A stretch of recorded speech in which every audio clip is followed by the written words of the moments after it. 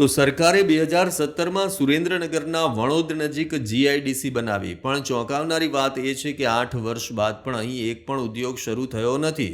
સ્થાનિક આગેવાનોનો આક્ષેપ છે કે જીઆઈડીસીના નામે કરોડો રૂપિયાની કિંમતી જમીનો હડપ કરી લેવાનું કાવતરું રચવામાં આવ્યું. જીઆઈડીસી માટે ફાળવવામાં આવેલી જગ્યાઓમાં બાવળો ઉગી ગયા છે, રસ્તાઓ પણ ધોવાઈ ગયા છે. આ જીઆઈડીસી બનાવવાનો મુખ્ય ઉદ્દેશ આસપાસના લોકોને રોજગારી મળે તે માટેનો હતો, પરંતુ તેના બદલે ગામની કિંમતી જમીન ગાયબ થઈ ગઈ હોવાનો ગ્રામજનો આક્ષેપ કરી રહ્યા છે. 2017થી 21 સુધી વણોદ ગ્રામ પંચાયતના સ્થાન પર ઉપસરપંચ તરીકે અમે ફરજ નિભાવેલી. જે જ સમયની અંદર ગુજરાત સરકારશ્રીએ વણોદ ગામે 732 ટાવરની જે ખુલ્લી જે પડતર જગ્યા હતી સરાણની, ત્યાં જીઆઈડીસી મંજૂર કરેલ. જીઆઈડીસી મંજૂર કર્યા પછી રોડ રસ્તા બધું બની ગયેલું છે, લાઇટના થાંભલાય નખાઈ ગયા છે, પાણીનો ટાંકોય નખાઈ ગયો છે, પણ હાલ કોઈ વિકાસ થયેલ નથી અને બાવળિયા ઊભા છે.